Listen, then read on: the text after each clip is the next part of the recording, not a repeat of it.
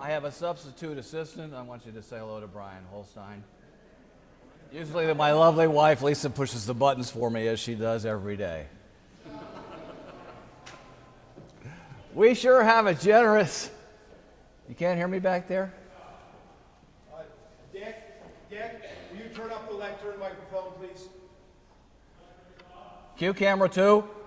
Cue camera 2. Turn up Jono's microphone.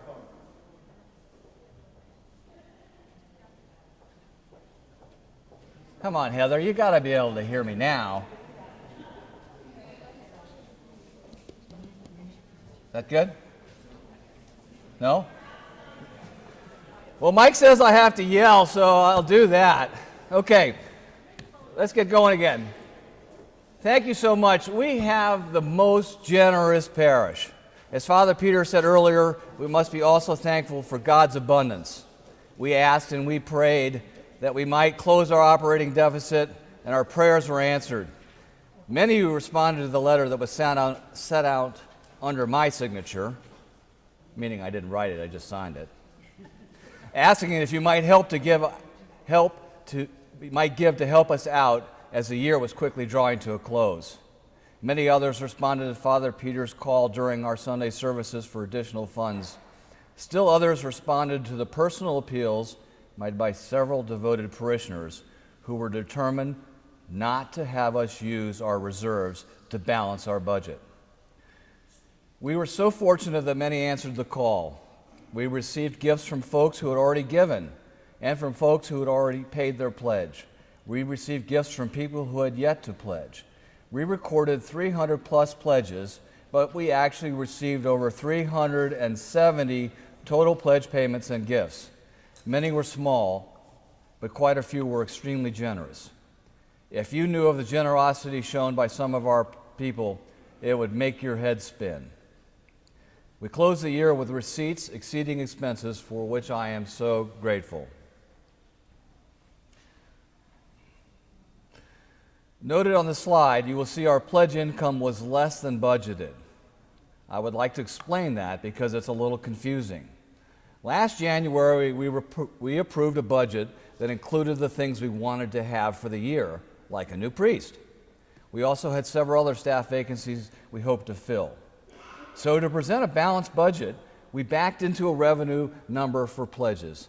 That number was $21,874 more than we actually received.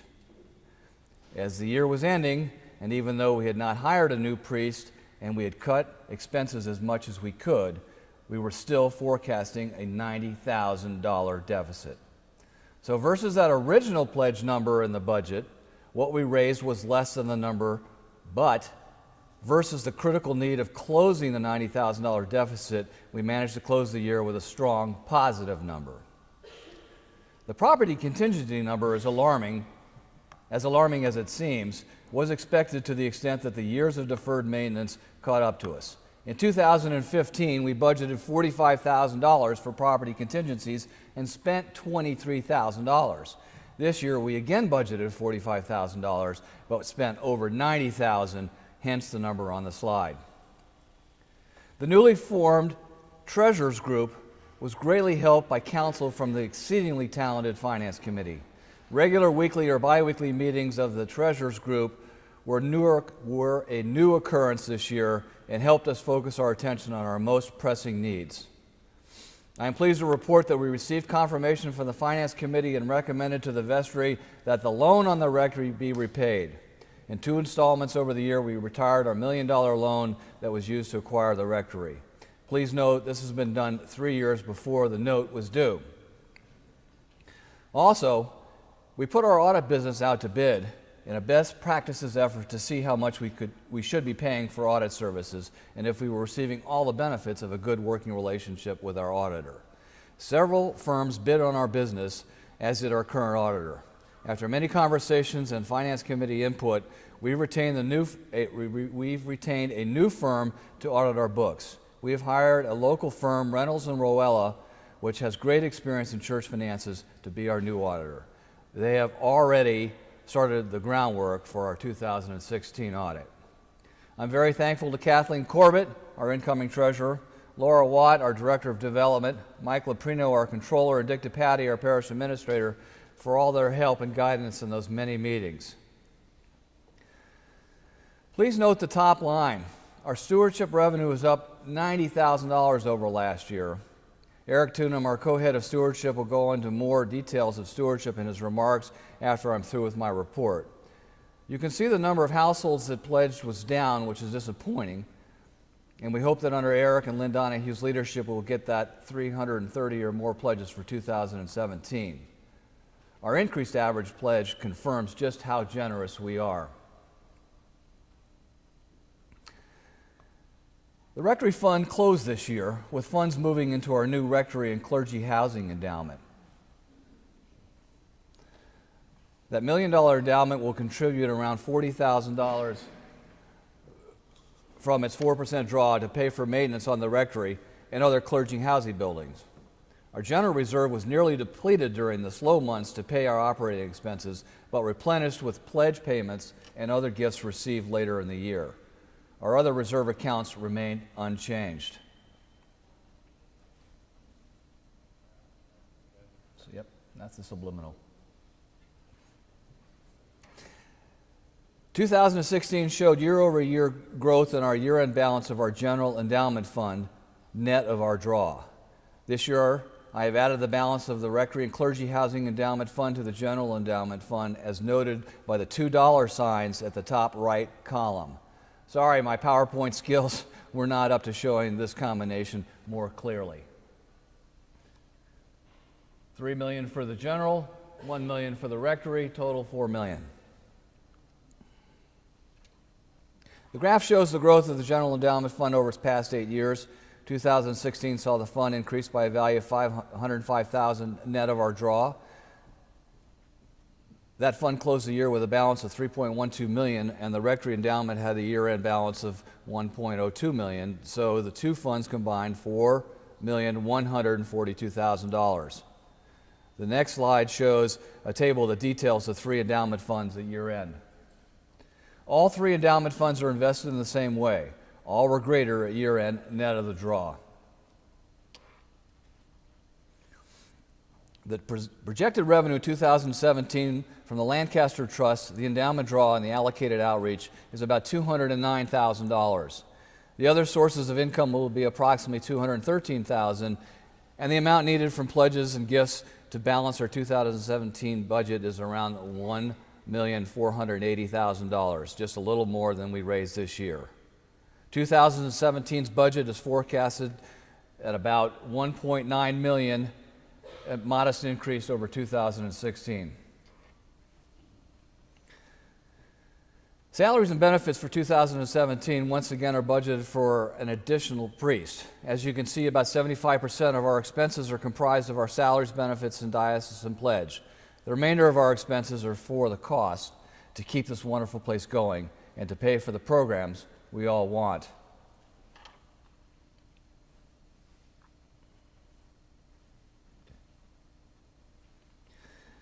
Again, I love this closing thought, courtesy Tom Berardino. Who we are, and what we possess are all gifts from God. What we do with these gifts is our gift back to God. Thank you for your attention. It's been my honor to be your treasurer for the past 2 years. I am so pleased that Kathleen Corbett has agreed to serve as our new treasurer this year. I will support her and help her any way that I can. God bless.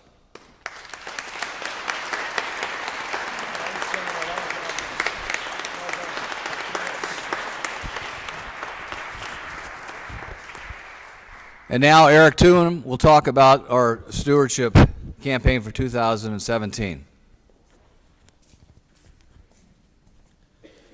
Thanks, Jono. Now we got to go ahead, I think, one slide.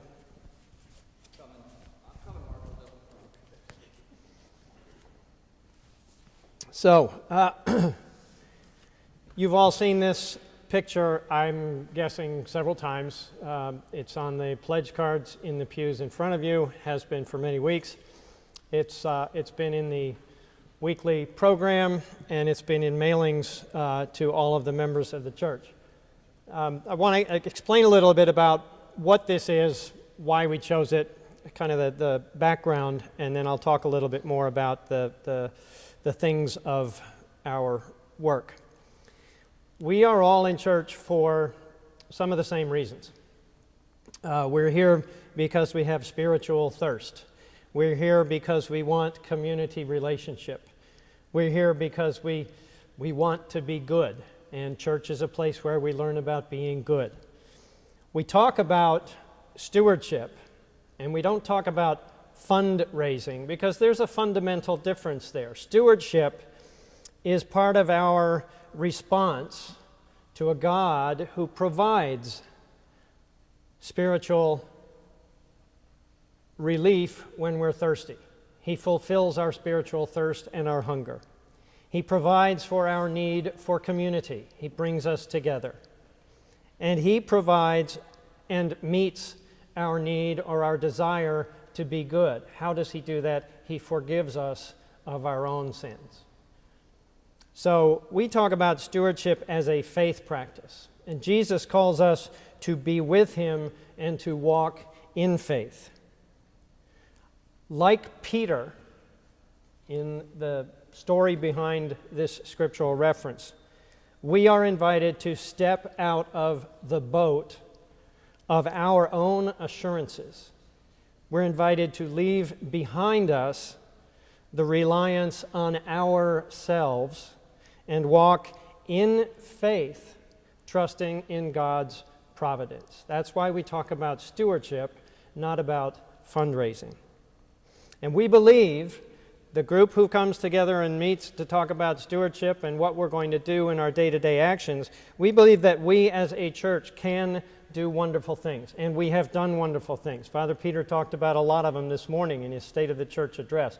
This is a vibrant, living community of faith, of joy, of hope, of peace, and it's a great family. So we believe that as that family and in our community, we can do things like walking on water. But we can't walk on water if we don't listen to Jesus, follow Him, and get out of the boat.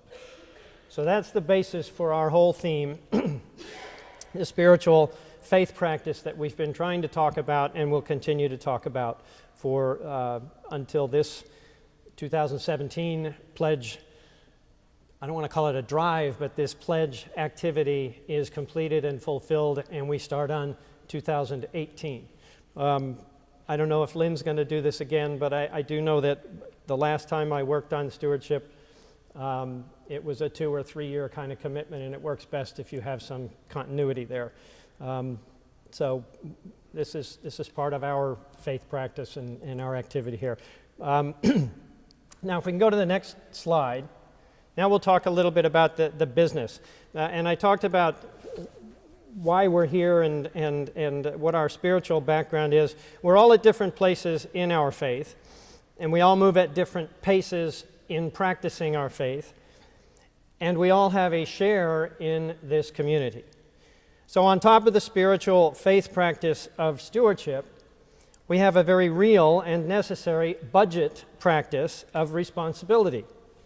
So how can we do what we as a community want to do? How can we, with miraculous expectation, get out of our boat, walk on water, and do great things? We can only do that, as Peter talked about earlier, if we have the money to support and pay for the programs and the people to do what we want to do. So we have some measurable goals in our stewardship practice this year. We had in 2014 330 pledges. We want to get back to 330 pledges to the church. We're now at about 100 behind that, so we've still got 100 more pledges that need to come in. We are about 75 to 80% toward our goal. The vestry set a goal in order to meet the budget of basically $1.5 million. If we get to around 330 pledges and each person pledges the average of between $4,500 and $5,000, we believe we will get to our goal. And there won't be a letter coming out from Kathleen next December asking us to fill the gap. We don't want to have to do that every year.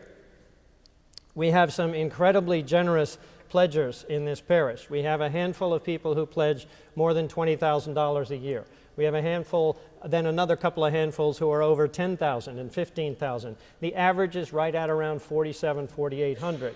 That's a little less than $100 a week. So just think about that in terms of a budget. So we would like to get to 330 pledgers, which means we get full, broad community support and participation, and that's very important. How are we going to do it, and what's our plan? There are a number of people who have pledged historically, obviously, who have not pledged yet this year. So we're planning a personal contact and outreach to speak with those people. There are newcomers all the time. One of the beautiful things about the liveliness of this faith community is that we have new people coming in the church just about every Sunday. One of the important things we need to speak with them about is their faith practice of giving in response to their thanks for the community and their support of this place. So pledgers who haven't pledged, newcomers, and then there are some people who have pledged but may have been at the same level for years and years and years and don't know that they can do more. They might want to do more but haven't been asked to do more. Before we ask them for more money, we want to talk to them about their faith practice, about what's important to them in this church, and then ask them to consider what they might think is an appropriate increase if that's possible. The most important thing we want to do is we want this to be personal contact. It's not going to be letters and emails and hounding on the phone. We want to reach out. Lynn and I will be talking, and Laura will be talking to members of the parish to enlist your assistance in reaching out to a handful of your friends who may be pledgers who haven't pledged, newcomers, or pledgers who can pledge more, and we'll see what we can do to get up to $1.5 million. So that's our plan. That's a little bit about stewardship. Lynn and I have said all throughout this last few months, and we continue to say, if you have questions, please reach out to us, grab us at coffee hour, grab us before church, talk to us, email us, call us. Happy to talk about what we're doing.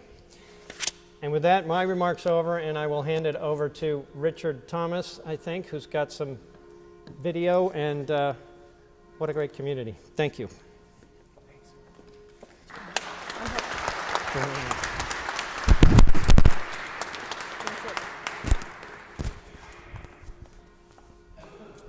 So just so you understand what's about to happen, Richard Thomas, who's been in charge of the Center for Ministry Project and is on the property committee and is an amazing human being, is in California, as he always is at this time of year. But right before he left, last Sunday, he agreed to sit down and talk to you all in advance. And so John is going to go ahead and play that video.